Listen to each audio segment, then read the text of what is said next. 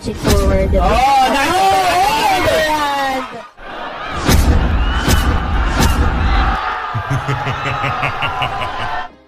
Sa panahon nga po ngayon mga idol, sa dami ng magigiting na boksingero nating mandirigma dito sa Pilipinas, ay iilan na lamang po ang may malinis na kartada o undefeated pa sa kanilang resume pagdating sa sports na boxing. At ang isang Pinoy undefeated na itatampok po natin ngayon mga idol, ang bagong usbong na undefeated na boksingerong mula sa Carcar, Cebu City at tinaguriang Cebuano assassin ng Philippine boxing na si Raymart Tagakanaw, na nangangampanya ngayon sa Super Flyweight Division. May malinis na kartadang 7 panalo at 6 dito ay talaga namang pinabagsak niya gamit ang kanyang mabibigat na kamao o may 85.71% knockout ratio. March 7, 2022 nang simulang pasukin nito ang professional boxing at dito ay una niyang nakasagupa ang kapwa Pinoy na boksingerong si Henry Flor, kung saan ay winasak ni Raymart Tagakanaw ang kalaban sa pangatlong round ng kanilang sagupaan sa pamamagitan ng mabibigat na bira sa katawan at ulo ng kalaban. Bro, nato salamat Daddy Ted, sa Anthony, baby. Salamat po sa inyo. Should I share you, no ba? Boxing action, pero yun mo yan, no? Brought to you by PMI Boxing Table. Bulanon Tres, no?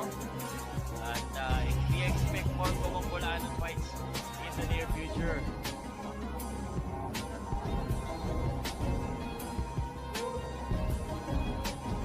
And medyo ito, nag-aabangan na Henry Flor needs to get back here.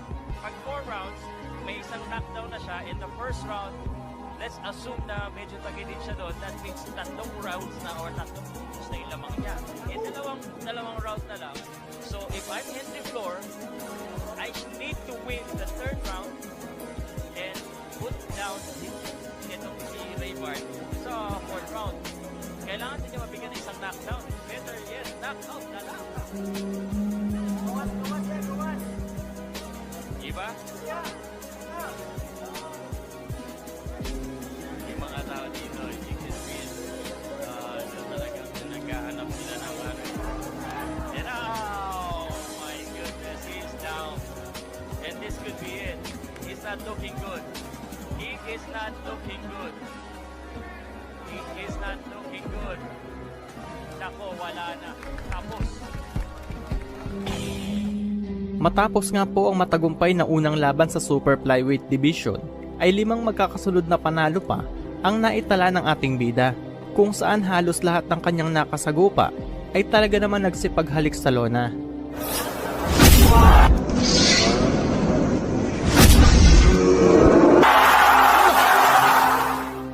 November 4, 2023 naman ay nakaharap nito ang kapwa Pinoy na boksingerong si Jason Mopon, kung saan ay winasak ni Raymart Tagakanaw ang kalaban sa pang-8 round via knockout.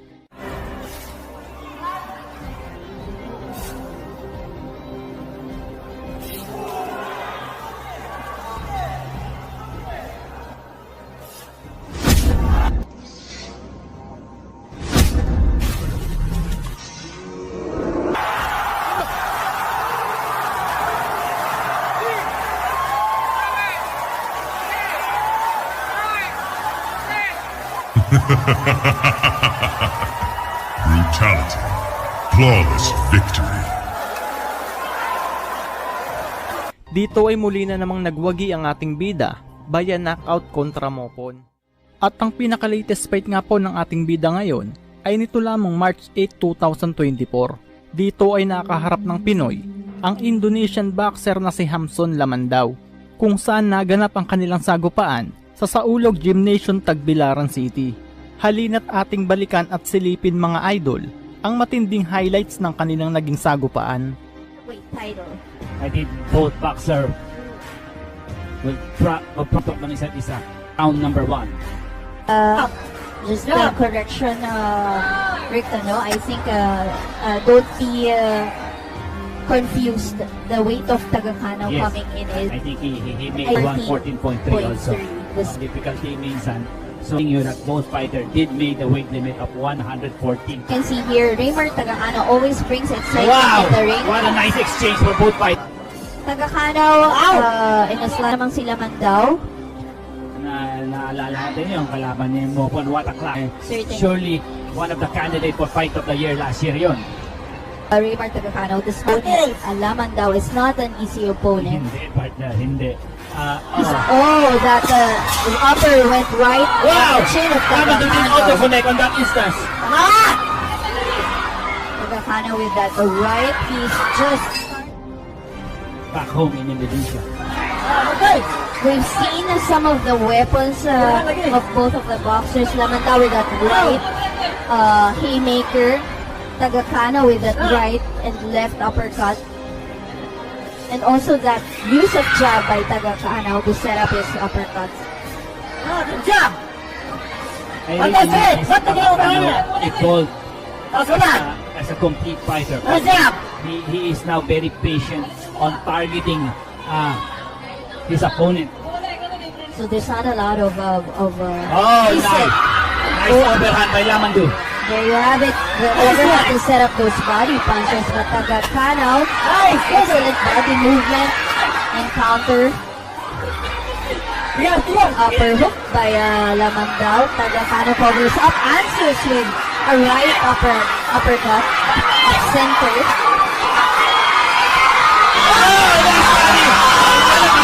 Left uppercut partner landed just right, I think, at the solar plexus of Lamandao. That grit from the Indonesian fighter partner. Certainly getting up He's is a both fighter. not afraid to exchange partner. Oh, nice apple by Lamandao. Definitely. But Tagacano keeps on bumping on that same side, no? Unleashing that uppercut. Lamandao not afraid to counter. Head, and then Wow, over. wow. Another body shot that landed for Tagacano. It's all action-packed. Oh, wow. Oh. Again, Lamandao is down. Oh, it's a slip. It's a slip. 10 seconds of round number 2.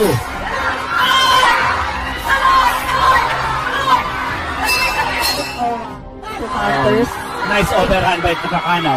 Yes, but blocked partially by Lamandao and is able to counter to the body of Tagacano.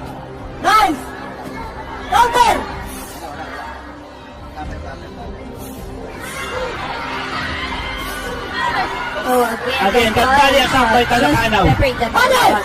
Tagacano singular mission just to pepper that body with body shots. What a fight, partner. And we are just starting in it. Certainly, no? Again, don't be confused. Raymar Tagacano is wearing the red and blue trunks. Hanson Lamandao is wearing the black trunks, ano? This is Indonesia versus the Philippines. Indonesia and Philippines have some good matchup also in boxing. And I think this fight could belong in that category. Certainly, no? Oh, nice. Left to the body by Tagacano. Our referee signaling to keep it a little higher for Tagacano. Oh, wow. Just beautiful setup for Tagacano. You see him going up Tries top to kick to the body to again by open Tagacano. up Lamandao for that body shot. A little bit wild for Raymart on that instant. Good counter. Raymart always watches out for that jab, ano, to do that counter. But the overhand did sink in for Lamandao on that instance. There you have it. Quick counter by Tagacano. Just how tough is Lamandao, partner? Oh, certainly. Yeah. And always unleashing punches and punches, ano, 3 or 4 punch combinations by Lamandao. Keeping those hands active. I really like this boy. He is very prepared for Raymart Tagacano. Certainly amazing stamina from this warrior from Palangkaraya, Indonesia. So if we have viewers from Palangkaraya, shout out to all of you guys. And oh, another ripping hook to the body by Tagacano and then hook up top. What a 1-2 combination and throwing out for Lamandao.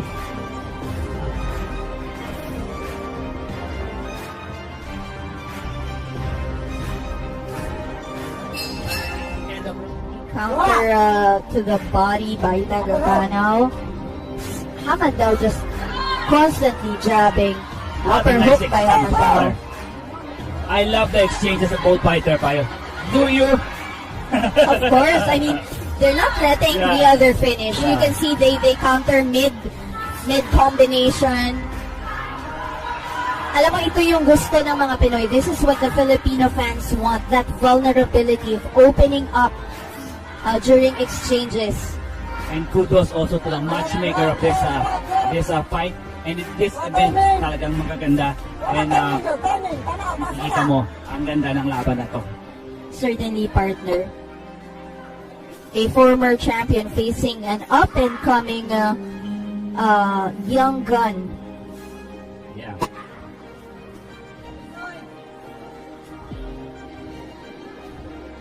Judicious jabbing by Lamandao. You can see he's trying to open up Tagakanaw, and he opens up with that jab. That left jab of Tagakanaw is guns on blazing right now. You are absolutely right. What a good 1-2 combination by the Indonesian. Certainly that landed on the chin of Tagakanaw.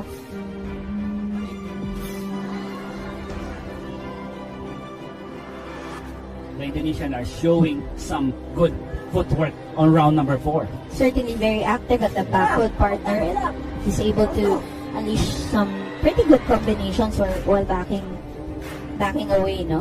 And it's also a very difficult thing on trying to execute your punches going backwards, partner. Certainly. Oh, certainly. nice overhand by Lamandao. And I Oh, like, nice 1-2 again by oh, Lamandao. beautiful uppercut. I like how Lamandao also, pansin mo when he gives that combination, always against or out of the center line. But excellent range boxing by Tagakanaw. There you have it, the right hand of Tagakanaw. Both fighters are brilliant on this round, partner. And exciting matchup between Raymar Tagakanaw of the Philippines against Lamandao, Yes, Hamson sir. Lamandao of Indonesia. Both of them have that high guard, pero may mga nuances yung depensa nila, partner. Yes. Like Raymar Tagakanaw sometimes parries that jab. Lamandao sometimes sits on that punch with that high guard. And So- I think the one big factor is the jab of Tagakanaw. It's a constant target. Well, I'm speaking about the left jab of Tagakanaw. Oh, that beautiful long-range uppercut by Tagakanaw. That triple jab by Lamandao. Again, the jab of Tagakanaw is been making damages for Hamson Lamandao.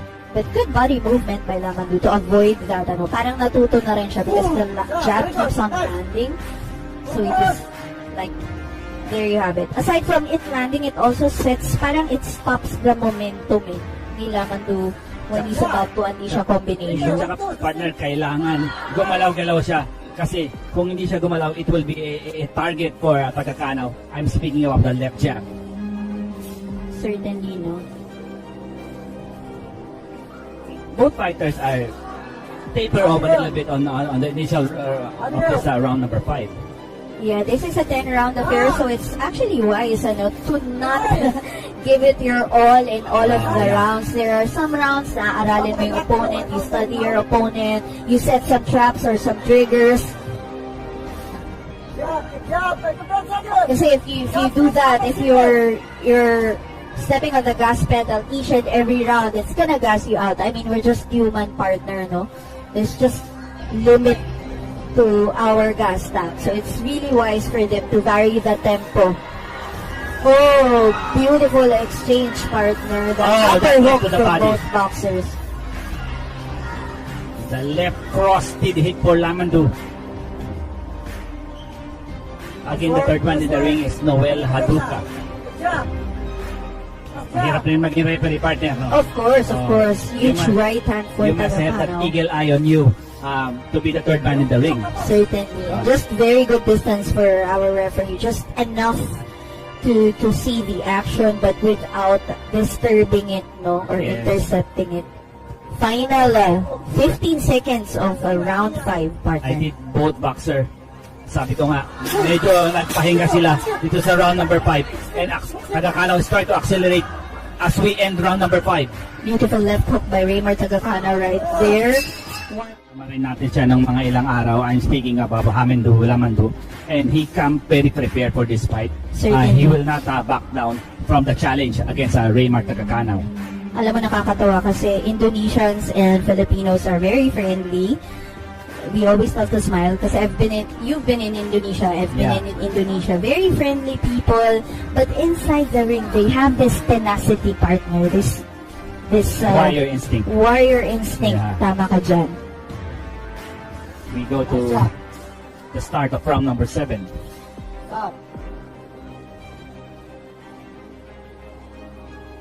Both of the fighters are trying to size up each other again in the beginning of round number 7.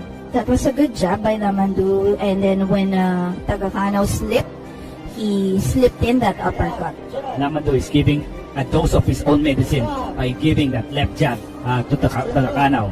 Partner, that jab of Tagakanaw is a showstopper. It just stops Lamandu right when he's charging in, no? Oh, body shot by Tagakanaw. Lamandu answers with triple nice jab one, and straight. The jab is picking up right now for the Indonesian partner. He is scoring with that jab. Certainly. Oh, They're back at the Tagakanaw center of did the the ring. exchange. And I like how in the Indonesian Lamandu keeps it on the center of the ring. He circles out to the left to keep it at the center. He doesn't want to be cornered by Raymar Tagakanaw. Tagakanaw, that stiff jab, beautiful. Another facet for Tagakanaw. Now he's a counter-punching boxer. From a broader standpoint kanina, he's now trying to make Lamandu commit mistake.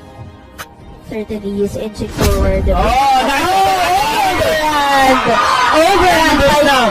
Tagakanaw that landed, if I'm not mistaken, on the temple of I think that's right overhand, partner, if I'm not mistaken. right overhand at the Whatever it's temple. talked about. Sa pang-anim na round nga mga idol, ay hindi umubra ang lakas ng Indonesian boxer sa ating kababayan. Kung saan ay brutal na winasak ng Pinoy si Hamson Lamandaw sa pang-anim na round ng kanilang sagupaan via technical knockout at nakuha ang WBA Asia Pacific Super Flyweight title. Asia Super Flyweight Champion from Napo, Karkar City, Cebu, Raymar the Cebu. At nito lamang pong July 27, 2024 mga idol, ay muling napasabak ang ating bida, kung saan isa nga din pong Pinoy ang nakasagupa nito na si Renuel Pael. Sa laban nga na ito mga idol, bagamat umabot sa unanimous decision ang resulta ng laban nila, ay nakuha pa din ni Raymar Tagakanaw ang panalo. Kaya naman nananatili pa din na undefeated na may kasalukuyang kartada na 9 na panalo, 7 ay tinapos nito sa pamamagitan ng knockout. September 2023, nang isa publiko nga po sa mga Filipino boxing fans, ang isa pa nga pong anak ng 8th Division World Champion, Manny Pacman Pacquiao, ang 19 anyos na si Emmanuel Bacosa Pacquiao, kung saan nga mga idol ay marami ang hindi nga po naniwala na hindi daw ito anak ni Manny Pacquiao. Kung ating matatandaan, 11 taon nang nakakalipas nang mag-viral nga po ang isang babae sa News 5 na naanakan umano ni Kuya Manny at ito si Joanna Bacosa, ang babaeng nakilala ni Pacquiao sa isang hotel na madalas nitong puntahan at pagbilyaran sa Manila. Kung saan nga napatunayan nito, pati sa mga dokumentong hawak nito na si Kuya Manny nga talaga ang ama ng kasakasama niyang bata. At ayon nga po sa ina ng bata na si Joanna Bacosa, ay bukod sa sustentong ibinibigay ni Pacquiao, ay sinubukan din nito na kuhanin sa kanya ang bata. At nangako si Kuya Manny na bibigyan ng magandang buhay at papatapusin ang pag-aaral ang naturang bata.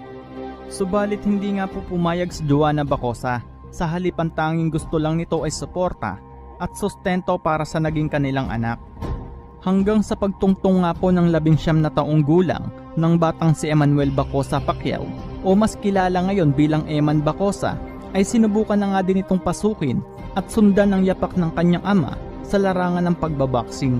Taong 2023, nang pasukin nito ang professional boxing at ang una nitong nakaharap ang kapwa baguhan na Pinoy na si Jomel Kudjamat noong September 23, 2023 sa dibisyon ng super lightweight, kung saan ang resulta nga ng kanilang naging laban mga idol ay nauwi nga ang resulta sa kamay ng mga hurado at tabla nga po ang naging hatol sa bakbakan ng dalawang boksingero. Matapos nga po natalunin ni Eman Bacosa si Arnold Darius Makita noong March 2025 by a unanimous decision, kung saan hindi sukat akalain at hindi makapaniwala na natalo siya ng Batang Pacquiao. Again, I wanna fuck him up for good. Yeah. Please, Sir Manny, you know, deep inside you know that your son didn't win. Make us fight again, 126 or 135. Anywhere, in any place, I'll fuck him up. I promise that. 7 buwan lamang po ang nakalipas mga idol. October 29, 2025, sunod namang nakaharap ni Eman Pacquiao ang kapwa Pinoy na si Nico Salado na naganap sa Araneta Coliseum, Quezon City. Kaya halina't sabay-sabay po nating silipin mga idol ang highlights ng kanilang bakbakan.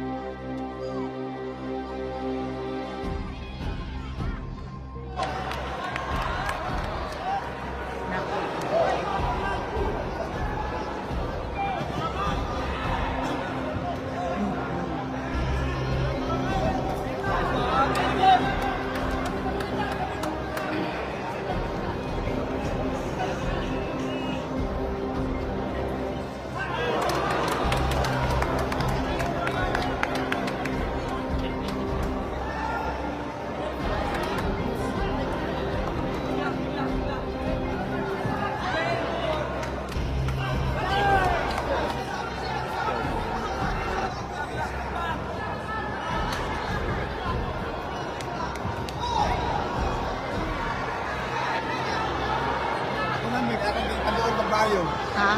Sige lang, okay lang ako.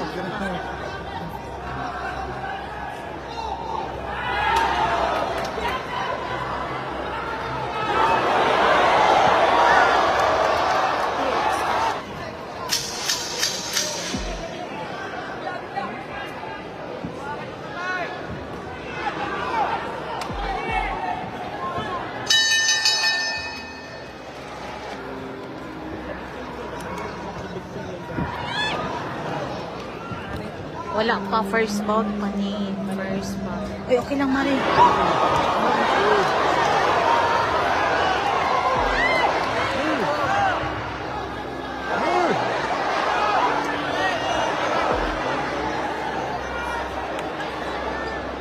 Ref, hawa, ref.